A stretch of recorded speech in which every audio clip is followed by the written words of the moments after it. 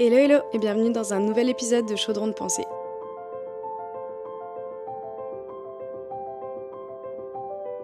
Aujourd'hui, j'ai envie de vous parler de timing, plus précisément de timing relationnel. Même si j'ouvre déjà la parenthèse, mais c'est un sujet qui peut aussi correspondre aux professionnels, là on va surtout parler relationnel. J'ai envie de parler de quelque chose qu'on entend assez souvent. On entend souvent les personnes dire, les personnes ou même la pop culture, les séries, les films, parler de la bonne personne au mauvais moment. La mauvaise personne au bon moment, la mauvaise personne au mauvais moment, ça c'est dur.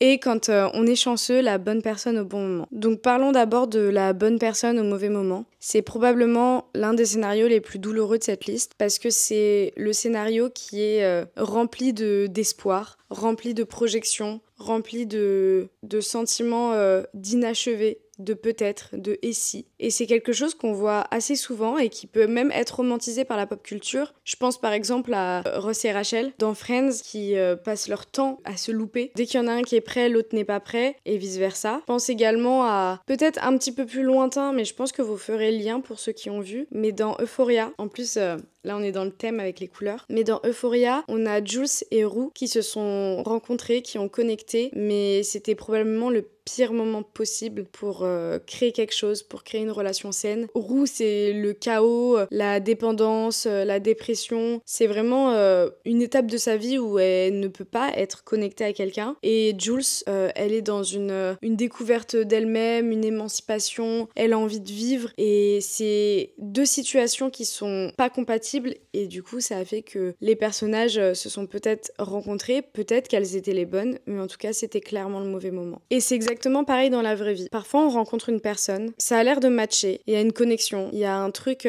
qui a l'air réel, il y a quelque chose qui se passe et on se dit « why not, ça pourrait marcher, il y a un truc. » Il y a un truc. Mais le timing est mauvais. Le timing est mauvais au point que c'est pas possible. Le timing, ça peut être l'une des deux personnes qui n'est pas disponible, émotionnellement, physiquement, qui n'est pas prêt parce que, je sais pas, une personne vient de sortir d'une longue relation de plusieurs années et n'est pas prêt à se remettre en couple, ou une autre personne, je sais pas, qui a des projets professionnels, qui va partir à l'étranger pendant 6 mois, 1 an, 2 ans pour un projet professionnel et qui du coup est dans l'incapacité de s'investir pleinement dans une relation. Et ce genre de situation, généralement, c'est l'imaginaire, c'est notre cerveau qui prend le relais et qui imagine tout un tas de scénarios où cette réalité existe, qui imagine toutes les possibilités, et si ça avait fonctionné, et si on était ensemble, et si on avait fait ça, et si le timing était bon. Donc clairement, le piège de ce scénario, c'est le fantasme, parce que on est rempli de et si, on est rempli de frustration, on remplit notre imaginaire de faux scénarios qui pourraient potentiellement exister, qui auraient pu exister, et on se retrouve à devoir faire un deuil de quelque chose qui n'a pas existé, de quelque chose qu'on s'est presque inventé. Et je pense que c'est là que c'est le plus compliqué. C'est quand on décide, avec beaucoup de maturité, avec beaucoup d'intelligence émotionnelle, de ne pas faire vivre cette relation parce que le timing est beaucoup trop mauvais pour qu'il se passe quoi que ce soit de bon. À ce moment-là, il y a une sorte de deuil qui se met en place, un deuil du possible, un deuil du et si, un deuil de la projection qu'on s'est faite, de l'imaginaire qu'on a créé de la relation, qui n'existe pas, parce que parfois il s'est absolument rien passé. Je parle pas d'une relation qui a débuté et qui s'est arrêtée parce que ça fonctionnait pas et que le timing était mauvais. Je parle vraiment de quelque chose qui aurait pu être, mais qui n'est pas, qui ne sera peut-être jamais, et qui laisse toujours un... Ça se trouve, on se retrouvera au bon moment. Et ce truc-là, je pense que c'est vicieux. C'est vicieux parce que on en a des exemples. On en a des exemples de personnes, de personnages qui se sont retrouvés au bon moment et qui ont pu exister, qui ont pu créer, qui ont pu laisser vivre cette relation imaginaire, mais c'est pas toujours le cas. C'est pas toujours le cas. Il y a beaucoup de cas où justement ça n'existe jamais. Et il y a même une forte probabilité pour que ça n'existe pas. Parce que est-ce que c'est pas un mythe de se dire qu'on rencontre la bonne personne au mauvais moment? Est-ce que si c'est la bonne personne, on la rencontre pas forcément au bon moment? Tout ça, c'est un peu des problématiques qui sont liées à cette situation qui est vachement inconfortable, qui crée beaucoup de frustration, d'hésitation, beaucoup de malaise, beaucoup de rumination, je ne sais pas si ça existe comme terme, mais vous avez l'idée, beaucoup de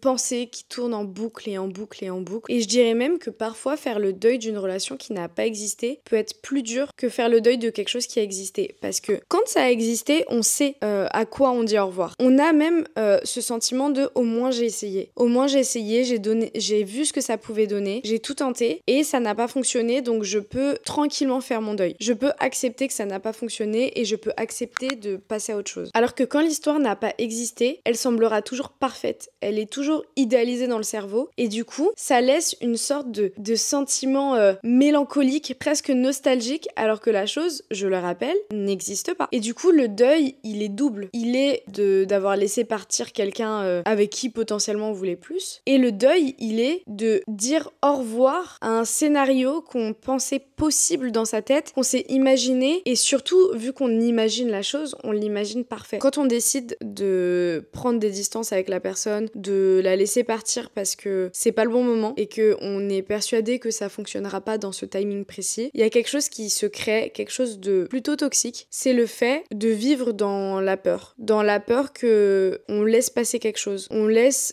une chose qui pourrait être belle, importante, grande, grandiose, j'en sais rien, nous filer entre les doigts. Et quand cette pensée arrive, le risque c'est de la laisser nous envahir et qu'elle prenne le contrôle. Et s'il y a bien quelque chose qu'il faut pas laisser prendre le contrôle, c'est bien la peur. Parce que la peur, autant ça peut être un très bon indicateur dans certaines conditions, autant il faut pas que ce soit le moteur de la vie. Je pense qu'on est dirigé par deux choses, la peur et l'amour. Et quand on choisit de laisser la peur nous dicter nos choix, malheureusement, généralement, on passe à côté de notre vie. Et c'est hyper important, surtout si on a toujours espoir, entre guillemets, que la chose ne soit pas juste une pensée fugace et éphémère. C'est hyper important de pas laisser cette peur nous envahir parce que c'est dans ces moments-là qu'on peut faire des choses précipitées et pas du tout accordées avec la situation. Avoir peur de passer à autre chose, ça peut nous presser et nous forcer à tenter quelque chose alors qu'on est persuadé que le timing est mauvais. Donc vraiment, s'il y a un truc que je peux vous conseiller si jamais vous êtes dans cette situation-là, c'est de ne surtout pas écouter cette peur de « imagine on passe à côté de quelque chose ». En tout cas, pas dans cette situation très précise. Évidemment, si c'est d'autres problématiques et que c'est quasiment que des circonstances extérieures qui pourraient empêcher une potentielle relation, là, à ce moment-là, mon discours serait différent. Mais je parle que quand les deux personnes, ou au moins une des deux, n'est vraiment pas prête pour la relation, faut pas forcer, hein. Faut pas forcer, faut pas avoir peur, faut pas laisser la peur dicter parce que c'est le meilleur moyen pour se foirer et pour entacher et abîmer quelque chose qui aurait pu être très beau mais plus tard. Il y a une autre possibilité à cette situation, c'est, imaginons, on se retrouve. Bon, on passe, on skip on se retrouve et c'est incroyable et en fait c'était la bonne personne et on a trouvé le bon moment. Bon, ça, on est tous d'accord sur le fait que j'ai le top, quoi. C'est la situation que tout le monde veut. Nous, on va se concentrer sur, on s'est retrouvés, on a tenté et c'était nul. C'était nul. Ça valait pas le coup. C'était beaucoup moins bien que ce qu'on avait imaginé et au final, on est déçus. On est déçus. Et je pense que ça, la déception qu'il peut y avoir liée au fait d'avoir tenté quelque chose avec une personne qu'on a laissé passer parce que le timing était mauvais et quand on pense que le timing est bon, bah finalement c'est nul. Ça crée à mon avis un truc genre c'est comme si tu vas dans un restaurant, le plat il est super cher, il a l'air succulent, tu te fais déjà, tu salives du goût de ton plat, tu te dis ça va être le meilleur repas que j'ai mangé de ma vie et au final le plat arrive, tu le goûtes et ça goûte pas ce que tu pensais quoi. C'est vraiment très différent de ce que tu pensais et limite t'aimes pas, genre il y a des oignons ou je sais pas. Bref, je pense que ce scénario aussi est très difficile. Si jamais il y en a qui ont vécu ça, n'hésitez pas à me le dire en commentaire parce que vraiment, ça m'intéresse grave. Pour moi, c'est un peu pareil. Bon, là, j'ai fait le parallèle avec l'alimentation. Maintenant, on va faire le parallèle avec le SEX. Mais c'est comme quand on réalise un fantasme. Genre, je pense à des personnes qui fantasment sur le fait de faire un plan à 3 ou je sais pas, genre, en mode c'est leur goal. Soit ça, soit qui fantasment sur une personne très particulière et qui réalisent leur fantasme et en fait c'était éclaté. Mais en fait c'est trop naze. Parfois je me dis que c'est pas plus mal de laisser certaines choses au stade de fantasme parce que au moins dans le cerveau ce sera toujours bien alors que parfois juste ça éclate le délire. Ça gâche tout. Et quand ça gâche tout, bah c'est amer quoi. Le goût il est acre, il est amer de ce scénario là. Le pire c'est ça. Donc si on récapitule, on a la bonne personne au mauvais moment, on laisse passer le truc, il se passe rien donc là on est à l'étape où c'est difficile, on y pense beaucoup, on se fait des scénarios, on imagine le truc dans notre tête, on se dit ok, ça pourrait se passer comme ça, et s'il se passe comme ça, et si un tel il fait ça, enfin voilà, vraiment le cerveau qui fulmine et qui invente un milliard de possibilités qui évidemment n'existent pas et qui ne sont pas dans l'actualité. Ensuite, on a l'étape où on voit la personne, on se dit ok, maintenant le timing est bon, mais finalement c'est nul. Ah ça c'est le pire, Et après, j'ai mis de côté évidemment la partie où je parle de on se retrouve et c'est bien, mais on va en parler parce que c'est important, parce que ça existe et parce qu'au final, quand on est dans ce genre de situation, c'est ce qu'on veut. Donc quand on décide d'intelligemment ne pas lancer quelque chose dans un mauvais timing et qu'on retrouve la personne dans un bon timing et que ça fonctionne, je trouve que c'est vraiment le moment où tout paye. C'est-à-dire que laisser quelqu'un partir parce que la personne a besoin de faire des choses, de régler des choses, que cette personne-là a des projets qu'elle a besoin et envie de réaliser dans ce moment-là, dans ce timing, et la laisser partir, laisser le silence, la distance,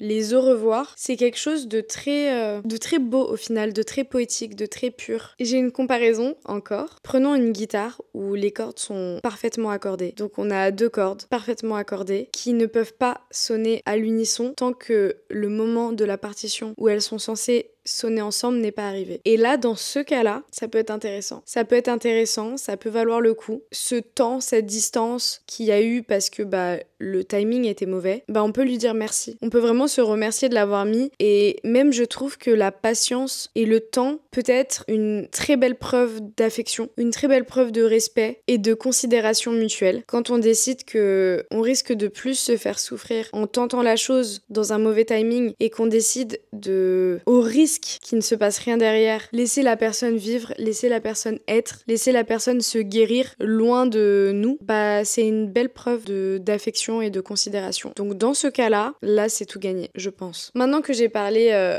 bien longtemps de la bonne personne au mauvais moment, j'ai envie de parler de la mauvaise personne au bon moment. Ça aussi, c'est un sujet dont on parle assez peu, je trouve, mais c'est quand on est ouvert, on est disponible, on est prêt à rencontrer quelqu'un, à construire sa vie. Peut-être qu'on a des envies d'enfant, des envies de mariage, de foyer, et qu'on rencontre une personne qui a les mêmes envies que nous. On la rencontre au bon moment. On sent qu'avec cette personne, on a la vision, on regarde au même endroit et on marche sur la même route. Et du coup, cette personne arrive au bon moment dans notre vie. Du coup, on la laisse facilement entrer, mais c'est pas forcément la bonne personne. Je sais pas si vous avez regardé The End of the Fucking World. Alyssa et James, c'est 2 personnages du coup de la série. Ils se rencontrent à un moment où ils sont tous les 2 paumés. Ils sont vraiment exactement dans la même situation. Ils se rencontrent au bon moment. Genre vraiment, je pense que dans un autre timing ou dans un autre état d'esprit, pas sûr que ils auraient vraiment croisé la route l'un de l'autre. Mais là, ils sont complètement paumés. Ils se rencontrent au bon moment. Je sais pas si je peux dire que ça marche ou que ça match, mais en tout cas, il y a un truc qui se passe. Et ça, c'est un truc qui arrive assez souvent dans la vraie vie. Souvent, on rencontre une personne au moment où on est préparé, on est ouvert, on est aligné, on a envie. Et on laisse rentrer quelqu'un qui vibre à la même fréquence que nous. Quelqu'un qui a envie des mêmes choses que nous. C'est un peu horrible ce que je vais dire, mais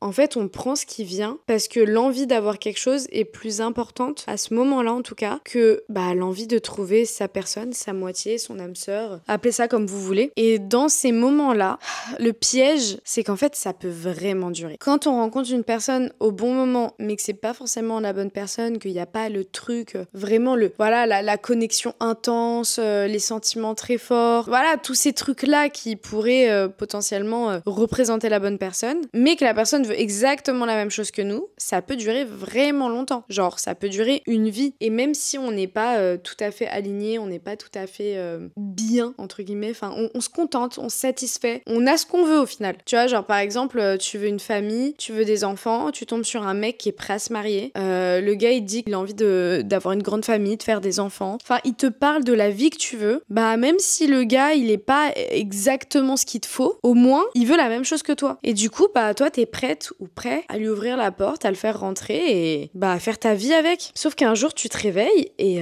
tu te rends compte que tu l'aimes pas, le gars, quoi. Et que t'es resté vachement longtemps dans une situation où t'es pas t'es pas bien quoi. T'es pas amoureuse, t'es pas épanouie, t'es pas stimulée, mais bon au moins t'as eu tes enfants quoi. Et souvent dans ce genre de situation tu le sais. Tu sais que la personne c'est pas forcément la bonne. Elle est pas toxique hein, elle est pas méchante, elle est pas toxique. Juste tu sais quoi, tu le sens. Tu te dis bah pourquoi je l'aime pas comme je devrais l'aimer. Pourquoi j'ai l'impression que on m'apporte pas tout ce dont j'ai besoin. Ce truc là il est vachement faux parce qu'il y a deux teams. Ok c'est pas pour moi je me casse et il y a la team bah tant pis j'y vais hein. Et du coup souvent l'émotion négative qui est liée à ce genre de situation c'est la culpabilité. On culpabilise de pas aimer assez la personne, on culpabilise de pas se sentir pleinement épanoui alors que la personne dans la théorie nous apporte absolument tout ce qu'on veut en fait, tout ce dont on a besoin, tout ce qu'on veut, mais ça suffit pas. Et cette culpabilité elle peut être un peu lourde à porter. Là, je sais pas si je vais vous donner un conseil, je vais plutôt vous donner mon avis parce que en soi, chacun est libre de faire ses propres choix, de faire ce qu'il veut et parfois c'est peut-être plus important d'avoir un foyer et une famille que d'avoir sa moitié parce que parfois on peut se dire si je laisse passer cette personne, ça se trouve j'aurai pas ma famille parce que je trouverai pas ma personne donc autant fonder une famille avec cette personne parce que elle est ok, elle est pas parfaite mais elle est ok quoi. Mais moi mon avis, c'est qu'il faut pas se mentir. Faut pas se mentir, faut pas vivre dans le déni, faut pas s'imaginer je dis ça. Enfin, faut pas vivre dans un mensonge, quoi. Faut pas que ta vie, ce soit un mensonge. Faut pas que tous les matins, tu te réveilles en disant, bon, vas-y, ça fera l'affaire. Ou, ok, bah, non, mais c'est super, c'est cool, c'est ce que j'ai choisi. J'adore la vie. Alors qu'au final, t'es au bout du gouffre parce que t'as passé 25 ans de ta vie avec la même personne et qu'en fait, tu l'as jamais vraiment aimé, mais au moins, il t'a donné de beaux enfants. Voilà. Même, c'est prendre le risque, de se quitter au bout d'un moment, c'est prendre le risque. Bon, après, il y a toujours le risque de se quitter, mais c'est prendre le risque de tromper ou de se faire tromper. Enfin, tous ces trucs-là, quoi. Et même, c'est un mensonge envers toi-même, c'est un mensonge envers la personne en face. Est-ce que la personne, pour elle, t'es sa personne ou est-ce qu'elle pense la même chose que toi? Je sais pas. Il y a un truc, moi je trouve il y a un truc qui colle pas avec ça. Mais bon, après, comme j'ai déjà dit, tout le monde est libre de faire ce qu'il veut et de mettre l'importance des choix de vie là où c'est le plus important. Enfin, genre, si vraiment toi c'est la famille qui compte, bah c'est pas grave si ton mec c'est pas l'amour fou tant que t'as une belle famille. Ok, je l'entends, y a pas de souci. J'ai envie maintenant de parler du dernier scénario, c'est la mauvaise personne au mauvais moment. Ça, j'ai pas les mots. Ça, j'ai vraiment pas les mots. Comment dire? Tu vois cette personne qui arrive au moment où t'es le plus vulnérable, le plus faible, le plus mal, le plus fragile. Cette personne, elle arrive. Elle te brise. Concrètement, elle se dit « Ok, là, tu es la cible parfaite pour te briser. » Je suis absolument désolée, sincèrement désolée, et j'envoie tout mon soutien aux personnes qui ont vécu des situations pareilles, qui sont tombées sur des personnes mauvaises, toxiques, qui ont rencontré au mauvais moment, au moment où ils étaient vulnérables, le plus faible, le plus fragile, et qui se sont fait embarquer dans une relation qui était pas du tout la bonne, qui arrive au pire timing possible. Et c'était la pire personne possible. Et déjà, vu qu'on était fragile et vulnérable de base, la personne, elle nous brise davantage. Elle nous détruit encore plus. Nos os étaient déjà fragilisés, maintenant ils sont brisés. Notre cerveau était fracturé, maintenant il est en morceaux. Ça c'est dur, ça c'est dur. Je pense par exemple à la série You, que j'ai pas fini. Faut que je finisse. Mais on a un Joe Goldberg, évidemment. Il les trouve au meilleur moment pour lui, mais au pire moment pour elle. Je pense à très précisément la grande sœur, même c'est Jenna Ortega qui joue la petite sœur. La grande sœur qui était sa voisine. Oh la pauvre, elle est tombée sur lui au pire moment. Au pire moment. Elle a fini. Je vais pas vous spoiler. Hein. Avec You, on a un bel exemple de tomber sur la mauvaise personne au mauvais moment. Et après, ça finit. Ça finit. Je vais m'arrêter là. C'est vrai que cette situation est plutôt dure parce que tu pensais déjà avoir touché le fond. Et en fait, tu rencontres quelqu'un et c'est pire. La personne, elle t'entraîne tellement profondément. Alors que le pire, c'est que souvent, c'est une personne qui se présente comme un sauveur. C'est une personne qui se présente comme quelqu'un qui va te sortir de ton désespoir. Et du coup, toi, tu donnes ta confiance entière. Parfois, t'es même embarqué presque contre ton gré. Et après, c'est la merde. C'est la merde surtout pour se reconstruire. Donc j'envoie tout mon courage aux personnes qui sont dans cette situation et tout mon soutien. Il faut vraiment être courageux pour sortir de ce genre de situation. J'espère en tout cas que vous en êtes sortis et que ceux qui sont encore dedans pourront trouver la force de sortir de ce genre de schéma. Parce que ouais, trouver la mauvaise personne au mauvais moment, tout est dans le titre. Hein. Ça n'épargne pas.